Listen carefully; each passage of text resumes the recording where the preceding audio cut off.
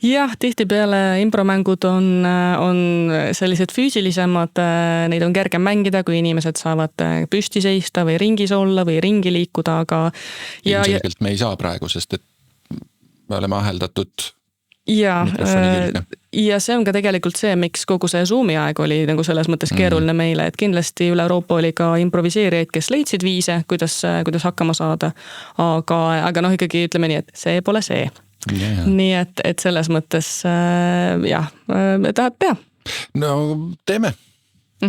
Eile nägin ma Eestimaad.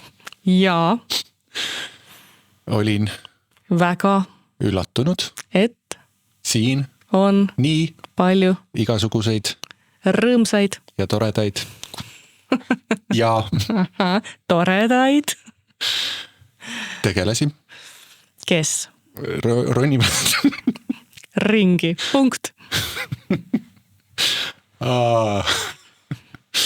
Tere tulemast ülemõtlemise maailma. See on see, kui ilma sooja tegemata, eks ju, üritad jälgida ühe pea poolkeraga, eks ju, reegleid ja teisega genereerida uusi sõnu ja siis mitte võtta midagi sellist, mis meil praegu siin nähtaval on ja siis sõnaga paned ennast täiesti raamidesse ära. Selleks, et tunduda võimalikult raamist väljas mõtleva inimesena. Saad aru? Saan väga hästi aru, et impros on ka posu harjutusi, mis konkreetselt töötavadki spontaansuse ehk mina ütlen selle kohta enda esimese mõtte heakskiitmise siis selle oskuse tugevdamiseks ja seesama, et me nagu ei pea olema kogu aeg originaalsed, kellelegi rõõmu ja nalja pakkuma või jätma muljet, kui targad me oleme, et me oleme ikkagi, et see, mis me parasjagu endast välja anname, see ongi parim, mis me välja anda saame.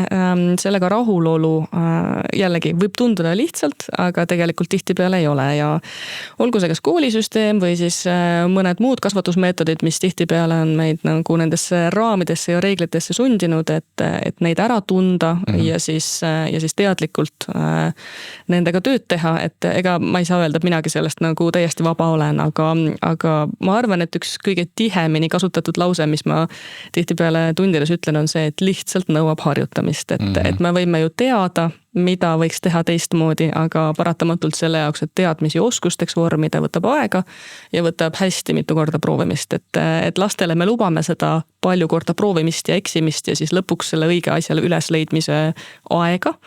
Aga no täiskasvanuna on selline tunne, et kui sa oled 18, siis sealt edasi peaks juba kõiki asju ikkagi esimese korraga nagu õigesti tegema, et see eksimisjulgus ja endale eksimisvabaduse andmine on ka väga suur teema impros.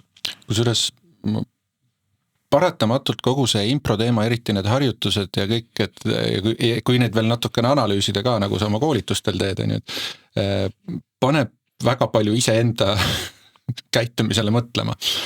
Ja mul on nagu huvitav tõdeda, et mul olid juba lapsepõlvest sellised kalduvused, et ma ei hakanud millegagi pihta, kui ma ei olnud 100% kindel, et see mul väga hästi välja tuleb.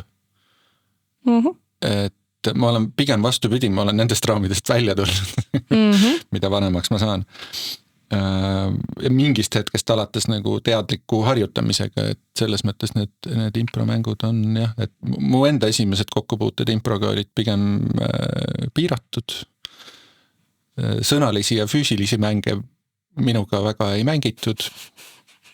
Küll aga lasti mul mängida kitarri, kus ma ei ole just liiga hea improviseerija, aga kus sa jätsid täiesti kustumatu mulje meie improviseeritud Venezuela seebiseriaali etendustes, mida me improteatriga tegime ja kus sinu õigesti ajastatud plõnnid olid täiesti nagu kirss tordil, ütleme nii. Et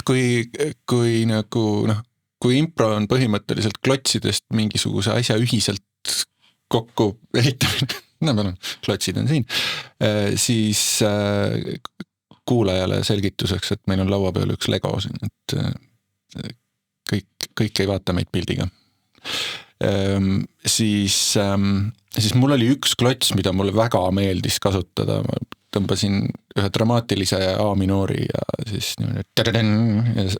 kui see sattus heasse momenti, siis sellega oli kõik öeldud. See oli nagu punkt seal lause lõpus põhimõtteliselt. Absoluutselt.